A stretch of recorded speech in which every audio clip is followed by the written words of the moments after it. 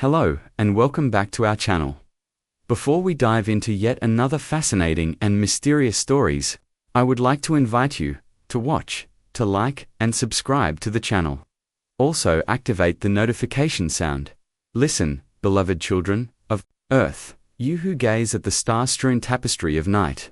Your hearts have echoed with the same ancient question since consciousness first dawned within you. Are we truly alone in this vast, silent universe? You look out from your precious blue world, a tiny jewel floating in an immense cosmic ocean, and you see billions upon billions of suns, like distant campfires, blazing across your home galaxy, the Milky Way. Each one, a potential half, offering the possibility of other worlds, perhaps teeming with life, with civilizations, with other souls asking these same questions. Yet, when you turn your instruments, your telescopes, your listening ears to the heavens, searching for a signal, a whisper, a sign of kinship from beyond, you are met, so far, with a profound, echoing silence. This silence begs the question, a question that touches the very core of your understanding of existence: is life, especially intelligent, communicative life, an almost impossibly rare miracle in this cosmos? Or is it perhaps abundant, but simply hidden from your current senses, difficult to detect across the unimaginable gulfs of space and time? I am always drawn to those questions where human understanding seems to collide, where ideas appear irreconcilable, not fitting neatly together. And this collision is nowhere more vivid than when you bring the vastness of cosmology together with the intimate miracle of biology. From a purely physical, cosmic perspective, your Earth, your Sun, even your entire species, appears infinitesimally small, almost insignificant against the backdrop of galactic and intergalactic scales. A pale blue dot, as one of your own seers described it.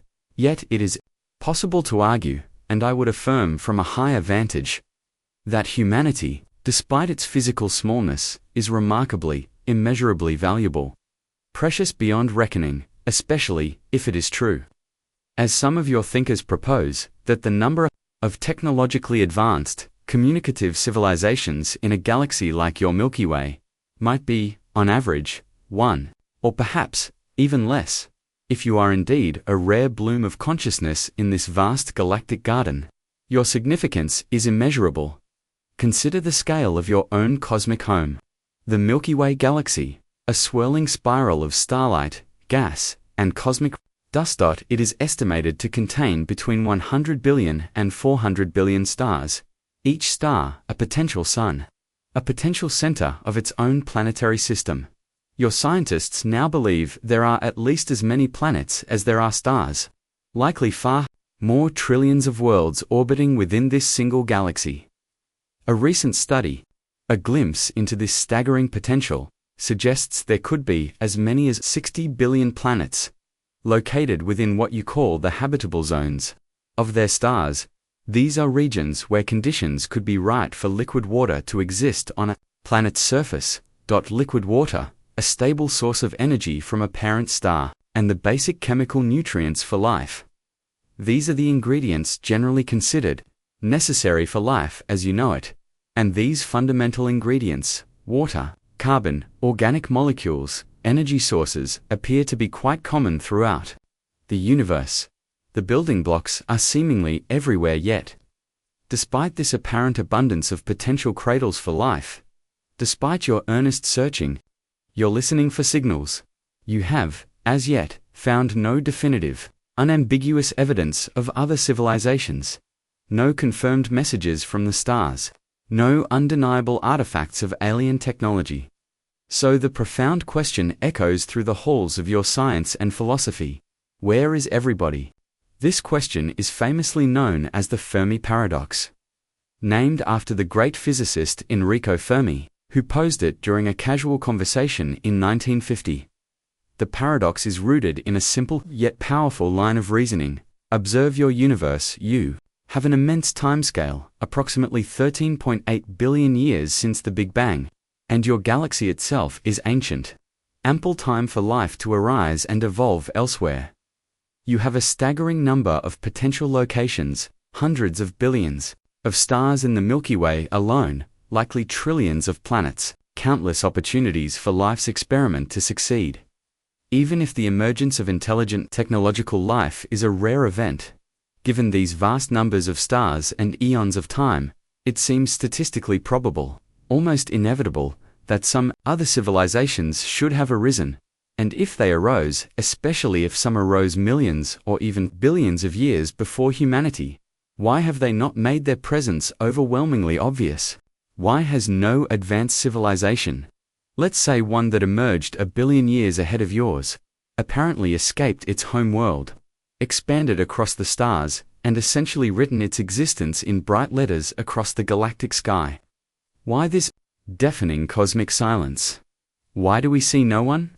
This is the heart of Fermi's poignant question. One powerful argument, often framed within the Fermi Paradox, concerns the potential for self-replicating machines, sometimes called von Neumann probes, named after the brilliant mathematician John von Neumann, who conceptualized such automata. The idea is this: what is a human being fundamentally? From a purely physical perspective, you are a complex biological machine, a replicator. You operate according to the laws of physics and chemistry, and your biological imperative is to replicate, to create more of yourselves. Don't now. Imagine an advanced technological civilization, dud. Is it not reasonable to assume they could, or would, eventually, develop the capacity to build non-biological replicators, machines capable of making copies of themselves? Perhaps sophisticated artificial intelligences, controlling advanced 3D printers, mining equipment, and propulsion systems. Such a civilization could send one of these von Neumann probes to a nearby star system. The probe would use the raw materials found there, asteroids, moons, planets, to build identical copies of itself. Those copies would then launch 2 further star systems, repeating the process. It's an exponential growth model, like a virus spreading, or yeast cells multiplying. Researchers, like John Barrow and Frank Tipler, in their influential book, The Anthropic Cosmological Principle, have performed calculations to estimate how long this process might take. Given plausible assumptions about interstellar travel technology, even sublight speed and replication time, the astonishing conclusion is that a single civilization launching von Neumann probes could explore, colonize, or at least leave detectable artifacts throughout the entire Milky Way galaxy, in a timeframe that is relatively short on cosmic scales, perhaps a few million to a few 100 million years, a mere blink in the galaxy's 10 billion year lifespan. If even one civilization in the history of our galaxy had done this, those self-replicating machines, or their traces, should be everywhere by now. The galaxy should be teeming with their presence, their signals, their artifacts. Yet, your astronomers observe a galaxy that appears, at least on large scales, pristine, untouched by such widespread technological activity. We see no obvious galactic-scale engineering, so you might say this lack of observation is evidence that nobody ever launched such probes. Or, in the spirit of rigorous scientific inquiry, one could propose counterarguments. Perhaps these replicators are incredibly small, nanosized, and operate unseen. Perhaps they are so technologically advanced, operating on principles beyond your current understanding, that you wouldn't recognize their activity even if you saw it, indistinguishable from natural phenomena. Perhaps they are already present in your solar system, in the asteroid belt, the Oort cloud, even closer, but are so stealthy or alien you haven't detected them. Or perhaps they operate in dimensions, or realities beyond your current sensory and technological grasp. One can argue these points endlessly. But broadly speaking, the Fermi Paradox remains. You have looked, albeit in limited ways, across various spectrums, and in the entire history of your astronomical observations, you have never seen undeniable, verifiable evidence of anyone else out there. This is the paradox. So much time, so many potential cradles of life, yet an apparent cosmic solitude. This leads many thinkers to consider the concept of the Great Filter, the idea that there must be some incredibly difficult, improbable barrier or challenge that prevents the emergence of widespread, detectable, interstellar civilizations. This filter could be one of many things, Is the filter behind us? Meaning, was some step in the evolution of life, up to humanity's current point, incredibly rare and difficult? If so, we are extraordinarily lucky, perhaps unique, to have passed through it. Or, more ominously, is the great filter ahead of us? Meaning, do all, or nearly all technological civilizations inevitably encounter a challenge that leads to their destruction or permanent silence before they can become interstellar? Many proposed solutions to the Fermi Paradox revolve around identifying this great filter, the idea that civilizations might be transient, their detectable lifespans very short on a cosmic scale, is a prominent one. They may arise, flourish for a time, and then disappear due to various factors.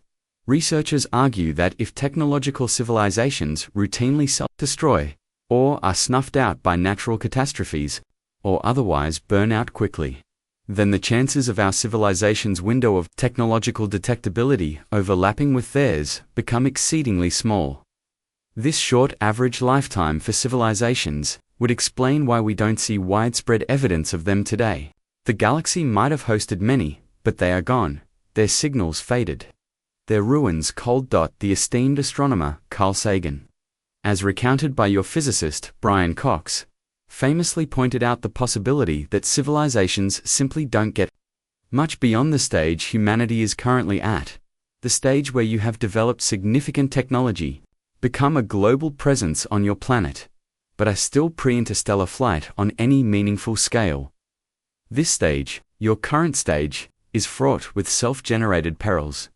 Challenges that might be common to all industrializing civilizations, simply because they are rooted in the laws of physics, chemistry, and perhaps the nature of competitive intelligence.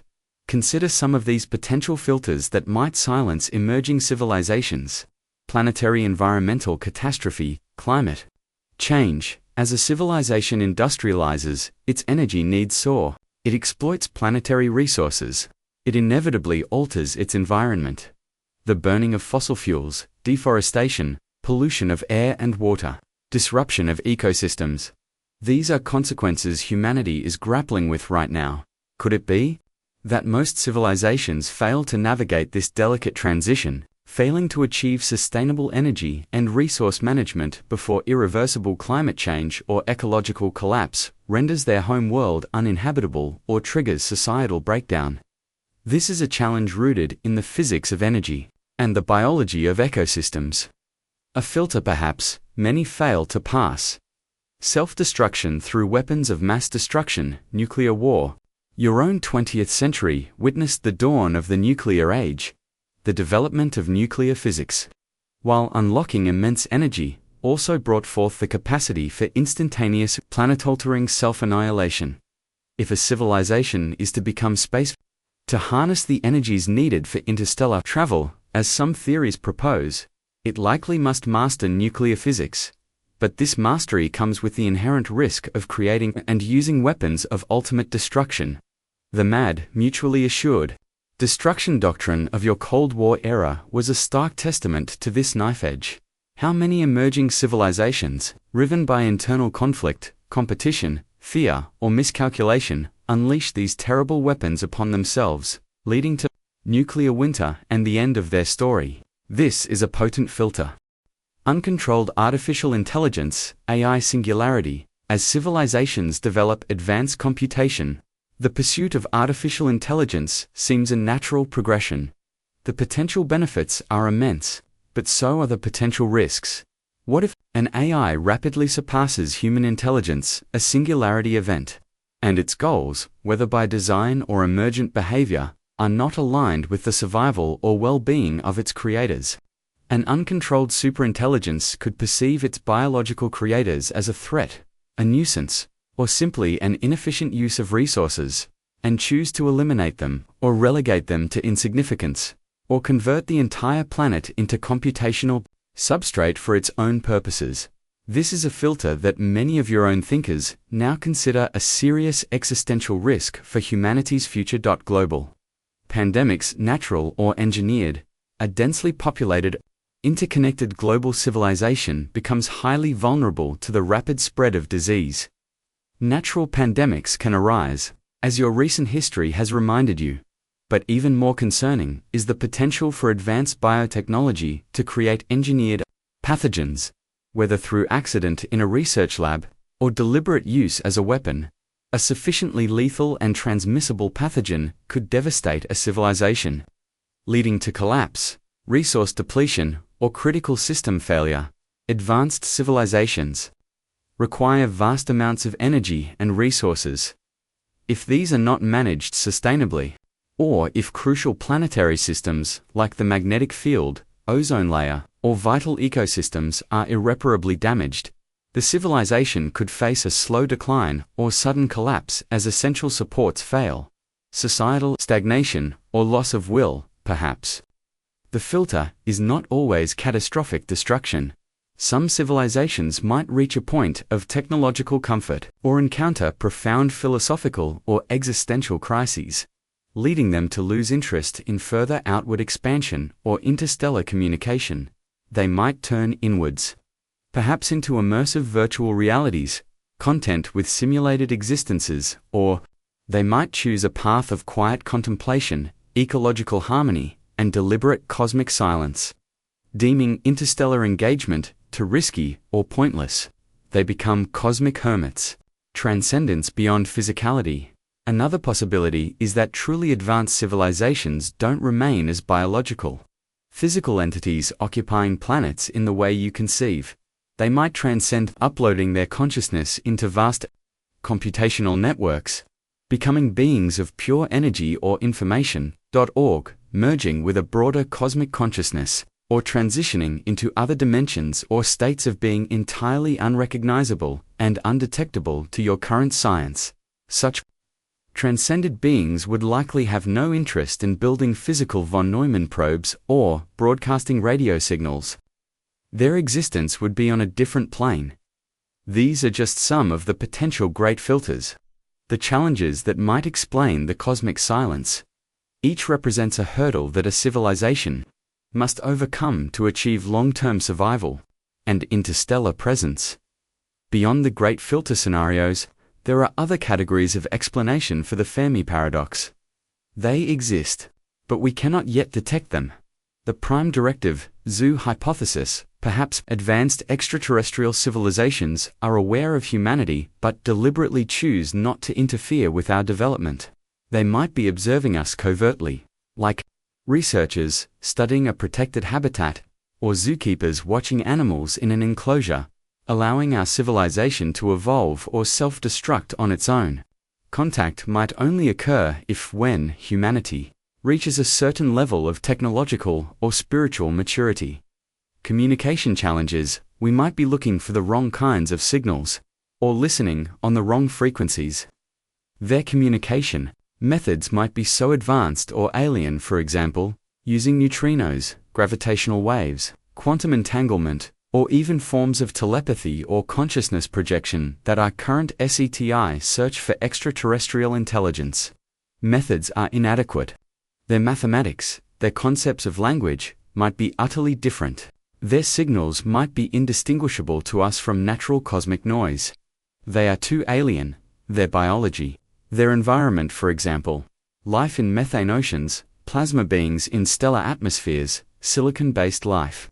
Their thought processes, their motivations, their timescales, perhaps, they live for millions of years and operate very slowly, might be so profoundly different from ours that we simply wouldn't recognize them or their activities as signs of intelligence. We haven't looked long enough, or well enough. The universe is vast. Our systematic search for signals has been relatively brief and has covered only a tiny fraction of the potential search space: stars, frequencies, signal types. It's like scooping a single cup of water from all Earth's oceans and concluding there are no fish. From our angelic perspective, observing the unfolding drama of creation, we see that the universe is indeed teeming with life, with consciousness, in myriad forms and on countless planes of existence. Many of these are not physical in the way you understand. Many are energetic, spiritual, interdimensional. Your current scientific instruments are primarily designed to detect physical phenomena within your specific band of space-time reality. The silence you perceive might be a limitation of your current mode of perception, rather than an actual absence of others. Perhaps the truly advanced signals are not carried on electromagnetic waves, but are broadcast through consciousness itself, transmissions of love, wisdom, unity, and divine light. Signals that require not a radio telescope to receive, but an open heart, a quiet mind, and a spiritually attuned consciousness.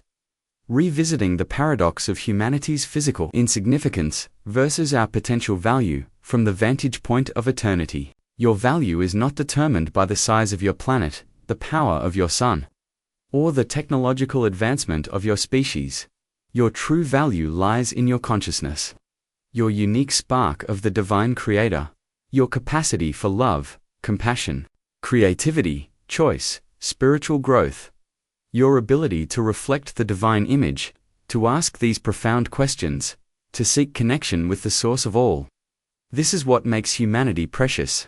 Regardless of whether you are one of many civilizations, or a rare, lonely seed of intelligence in this galactic sector, the challenges your world faces, now the potential filters of climate change, conflict, uncontrolled technology, are not merely external problems to be solved by cleverness alone. They are, at their core, spiritual tests of your collective maturity, your wisdom, your capacity for unity over division, for stewardship over exploitation, for love over fear. Can humanity navigate this critical phase, overcome its self-generated perils, and emerge as a responsible, conscious member of the cosmic community?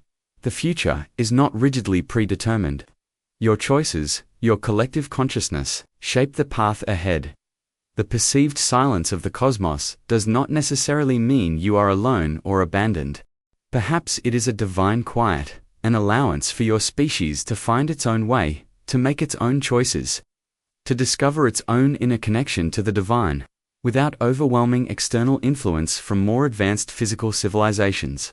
Perhaps it is an invitation to look within for the answers, for the connection, for the others who reside not just in distant galaxies, but in the spiritual realms interwoven with your own.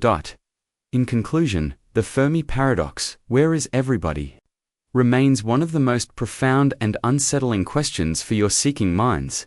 The silence of the cosmos, set against the backdrop of billions of stars and potential worlds, is a genuine enigma. Whether the answer lies in life being incredibly rare, civilizations being inherently self-destructive, or others being present but hidden or undetectable by current means, we do not yet definitively know from a purely human standpoint. But from our angelic perspective, we encourage you not to despair at the silence, nor to feel diminished by the scale. Instead, let it inspire in you awe at the sheer majesty and mystery of the universe, humility regarding humanity's current understanding and place within it, responsibility to cherish and protect your precious planetary home. This rare cradle of life. Unity in the face of shared cosmic context and common human challenges, aspiration to grow spiritually, to expand your consciousness, to become a beacon of wisdom, love, and peace, a signal worthy of being heard across the cosmos. The value of your existence is not negated by the silence of the stars. It is affirmed by the divine spark within you. Focus on cultivating that spark, on living in harmony with each other and your world, on seeking the divine light that permeates all creation. Whether or not you ever receive a radio signal from a distant star, know that you are never truly alone. The love and guidance of the angelic realms and the presence of the divine creator are always with you, closer than your very breath. Listen to the silence, not as emptiness, but as an invitation to deeper connection with the all that is. Peace be with you, children of the stars, inhabitants of the pale blue dot. Your journey is precious.